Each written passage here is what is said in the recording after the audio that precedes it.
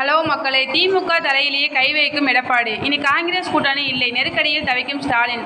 திமுக தலையிலேயே கை வைக்கும் எடப்பாடி. இனி காங்கிரஸ் கூட்டணி இல்லை, நெருக்கடியில் தவிக்கும் ஸ்டாலின். அதிமுக எடப்பாடி பழனிசாமி பாஜக கூட்டணியை முறித்த பிறகு சற்று தொய்வு பெற்றுவிட்டதாக அரசியல் வட்டாரங்கள் கூறியது. ஆனால் அவர்கள் அனைவரின் வாயை அடைக்கும் வகையில் எடப்பாடி கள்ளக்குறிச்சி கள்ளச்சாராய விவகாரத்தை கையில் எடுத்து தீவிரம் காட்டி வருகிறார். முதலில் தனது டிவியை வைத்து கள்ளச்சாராய உயிரிழப்பு குறித்து நீதிமன்றத்தில் வழக்கு கொடுத்தார்.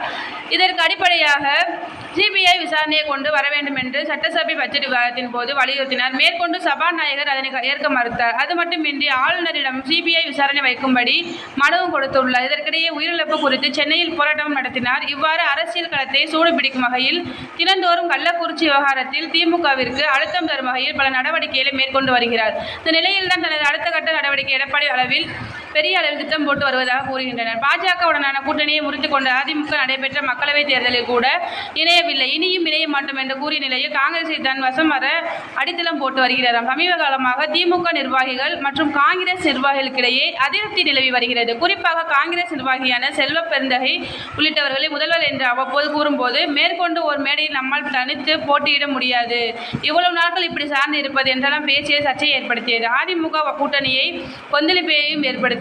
திமுகவோ கூட்டணி என்ற காரணத்தினாலே ஏதும் சொல்ல முடியாமல் அமைதி காத்து வருகின்றனர். அதே போல சில தினங்களுக்கு முன்பு காங்கிரஸ் கட்சி மூத்த தலைவர் சிதம்பரம் அவர்கள் கடந்த முறை அரசு வழங்கிய மிதிவண்டிகள் அனைத்தும் பேரிச்சம்பளத்திற்கு தான் உதவும் என்று குறை கூறி ஆளும் கட்சியை குற்றம் சாட்டியுள்ளார். இது அனைத்தும் திமுகவில் ஏற்பட்டு வரும் விரிசலை காட்டுகிறது. இந்த சந்தர்ப்பத்தை விட்டுவிடக்கூடாது என்பதற்காக எடப்பாடி பழனிசாமி சமீபத்தில் நடந்த கூட்டத்தில் மதிப்பிற்குரிய ராகுல் காந்தி, சோனியா காந்தி என்று கூறியுள்ளார். இதே போல தான் கடந்த முறை பாஜகவுடன் கூட்டணியில் இருந்து விலகிய போது இஸ்லாமியர்களை மதிப்பிற்குரிய என கூறியது குறிப்பிடத்தக்கது.